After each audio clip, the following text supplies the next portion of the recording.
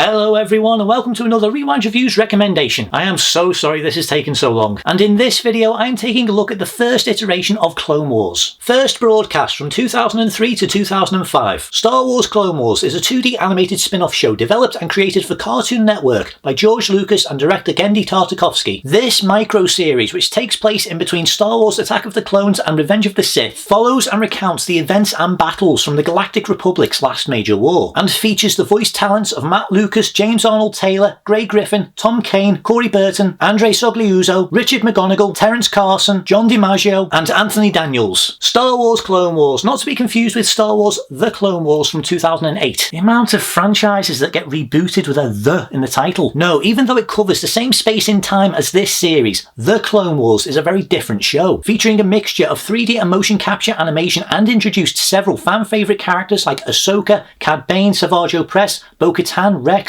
the Bad Batch, and under the guidance of Dave Filoni, they even brought back Darth Maul. More on him later. And as far as I'm aware, that is the canon version of the Clone Wars and the events that took place during the Clone Wars, despite the fact that this show does have some very significant events that do tie into Episode 3. But up until that series was released, this was the canon version of the Clone Wars, and it came out directly in between Attack of the Clones and Revenge of the Sith. So to us that grew up in the early 2000s, this was the Clone Wars. When this show first aired, I did have access to Cartoon Network, so I was able to watch this show with my dad as and when each episode was released. And I also remember that each episode was repeated each morning, so I'd actually watch it before school while having my breakfast. Good times. Anyway, as I said, this iteration of Clone Wars was developed by Genndy Tartakovsky, who was quite a prominent creative on Cartoon Network at the time and helped create several different shows that you will definitely know, such as Dexter's Lab, the Hotel Transylvania movies, The Grim Adventures of Billy and Mandy, the Powerpuff Girls, and the show that most likely got him the job on Clone Wars, and that is Samurai Jack. Genndy does tend to feature a very consistent art and character design that is very unique to him, and now that I've mentioned it, I reckon that a lot of you watching this show who had absolutely no idea that he was behind all of these different shows are now starting to see a lot of resemblance. But Hotel Transylvania is 3D animation, it looks nothing like those shows. Watch the end credits. Anyway, the animation and art style in this series is very much in Genndy's style, but it does stay true to the designs that were created for the films. It's very stylised and may take some getting used to, especially how the characters look.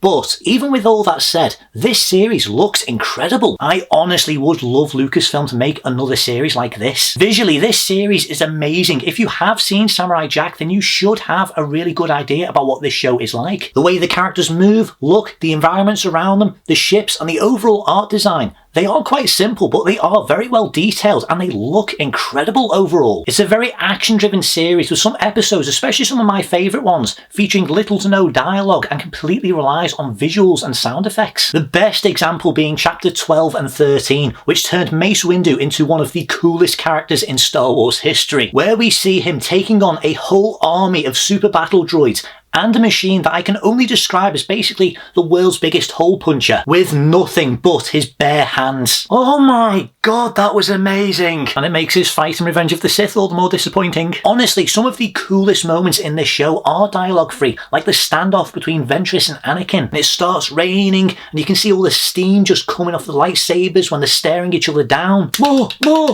I really wish that we got more stuff like this within the Star Wars franchise, because I do think that Star Wars does lend itself quite well to the animation format. I do think that Genndy's style does fit quite well too. I suppose the closest that we really got to another series that was like this is Star Wars Visions, which is basically an anthology series where every single episode is a different story, but it's all created, like every single episode is created by a different animation studio. And it's not just 2D American animation, there's various styles of anime, 3D, and even stop motion. Aardman Animation got involved and made an episode, and it was great. It is a really good show and I would recommend checking it out. So the door is open for Genndy and his animation studio to potentially do more Star Wars related content, and preferably I would say a full TV series. Anyway, I haven't told you how long this series is yet, have I? For those of you that are worried about how long this show is and how long it will take to actually watch the entire series, allow me to calm your minds. The entire series is 2 volumes long. Volume 1 contains 25-ish minute long episodes, and Volume 2 contains 5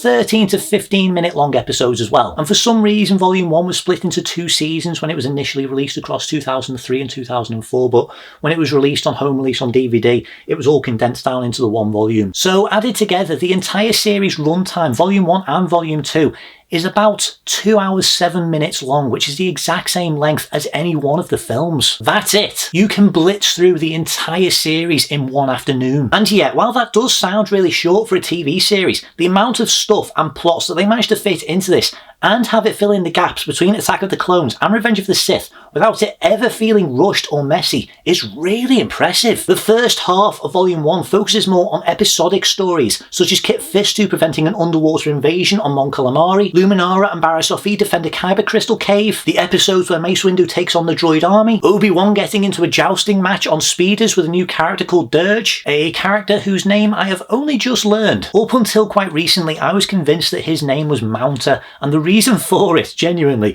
is because when Obi-Wan Kenobi spots him in the distance, he says mount up, and for some reason I misheard it and I thought that he said Mounter, and I just assumed that that was his name.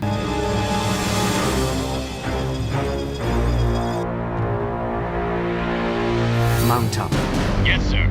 I really hope that I'm not the only one, but I probably am. Anyway, the second half of Volume 1 has more of a continuous story as we see Anakin fighting Ventress and his pull towards the dark side. And then Volume 2 focuses on bridging the gaps between the two films, and it does set up multiple events that do factor into Revenge of the Sith, such as the Chancellor being kidnapped, the invasion of Kashyyyk, 3PO getting a golden makeover, and the introduction of General Grievous, all while laying the foundations for Anakin's turn to the dark side. It even shows when Anakin becomes a Jedi Knight, and it even shows the aftermath of when he got the scar down his face. It doesn't say how it happened, but it does acknowledge it. It is honestly brilliant, and it is a brilliant filler between the two films. It may not be able to go too in depth into these characters, but the established ones do get some development, which does help their movie counterparts. And it does give the spotlight to some lesser known characters too. Plus, as I said, this series introduces 2 brand new characters that went on to become very firm fan favourites. The first of which being Asajj Ventress, who never actually gets named in the show, so it took me until the Clone Wars movie to actually know what her name was. This was, at the time, her one and only appearance, which was disappointing because I did think that she was a very intimidating, very threatening antagonist with a really killer skill set. So I was really glad that George Lucas and Dave Filoni decided to bring her back for that series,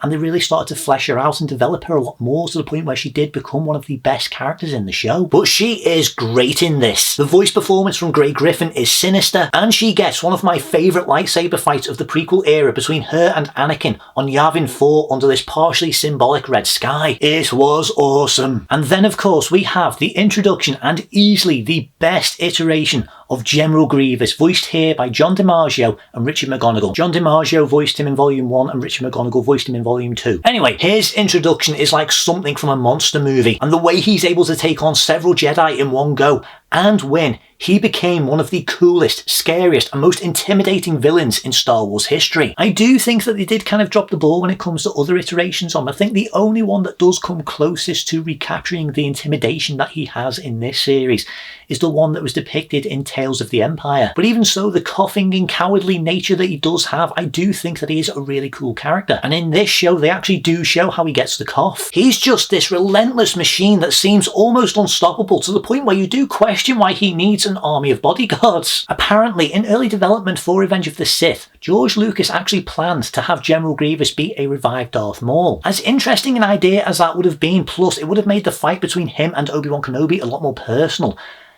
I don't think that it would have worked as well, plus we would have missed out on Sam Witwer's Maul. That was the best interpretation of that character, and it would have been really disappointing if we did miss out on that. Anyway, the fights in this series are honestly some of the best you will ever see in Star Wars. They are that good. Even that sequence where Shaak Ti has to take on several of Grievous's bodyguards, all while trying to save the Chancellor, it's incredible. Another part of this series that is really good is the sound. The overall sound design of this series is brilliant, and it's on par with some of the films. It does use a lot of sound effects and noises that are featured in the live action films. I mean, they do have access to the entire sound library from Lucasfilm, but they do add a load of new elements as well, and they do feel very much like a part of Star Wars. And because this series is so much more visual and there is a very heavy emphasis on the sound, you do notice it a lot more. And the exact same thing can be said for the soundtrack from composer Paul Dinlitter and James L. Venable. It does sound like Star Wars, and it does feature a lot of the themes that were created by John Williams, clones, but it does create a load of new themes and motifs that do fit this world very well, and they do give this its own identity. I really love the music that they do use in this series, and it is a highlight. As much as I love the Kevin Kinner soundtrack from the 2008 series, which had a very Blade Runner inspired kind of vibe and feel to it, I do think that the soundtrack for this is very memorable, and it is very hard not to think of when it comes to the clones. The depiction of the clones in this series, I personally don't think are anywhere near as good as the depictions of the clones in the 2008 series, which did prioritise them. They were front and centre in a lot of the episodes that were throughout that series, and it did give them all individual personalities, and it did humanise them really well. But even so, the clones that are in this series are really cool, especially the ARC troopers, which have a few episodes dedicated purely to them. They are just badass. They are so cool. I would have loved to have seen them go up against the Bad Batch at some point. I mean, it's not going to happen, but one can dream. I really enjoy this series, as you can probably tell from the length of this video. The animation and art style, the character designs and the voice performances from the whole cast, including a load of big voice performer names. They all do a fantastic job. So much so that some of the voice actors like James Arnold Taylor are still voicing these characters. The music and sound design, the stories and the action are so good that I will honestly say that they are on par with several of the big screen movies. This is a short but brilliant series and a must watch for any Star Wars fan. It may be a little harder to follow for casual viewers, but I would still absolutely recommend having a look at this. Just make sure you watch Revenge of the Sith afterwards. This does end on a cliffhanger, and that cliffhanger does get resolved in Revenge of the Sith, so if you only watch this series, you will be disappointed with the ending, so make sure that you do watch the film afterwards. But outside of that, I think that you will have a great time with this show. Well, that is pretty much everything I want to say for this video, so if you have watched this video, thank you very much for watching. If you enjoy this content, please be sure to like, subscribe, and be sure to hit that notification button. If you have seen Star Wars Clone Wars, let me know down in the comments what you think about it and which episode is your favourite. Plus, if you have any suggestions for any future Rewind reviews or recommendations you would like to see me do in the future, let me know down below. Once again, I am so sorry for how long this video took to make. It came down with a cold or something along those lines. It took me out for a good few weeks. I was coughing almost non-stop and I just couldn't record anything clearly. This is the best I've been all month. But it's done, it's over and it's out. Yay! Once again, thank you very much for watching, and I shall see you in the next video. See you guys.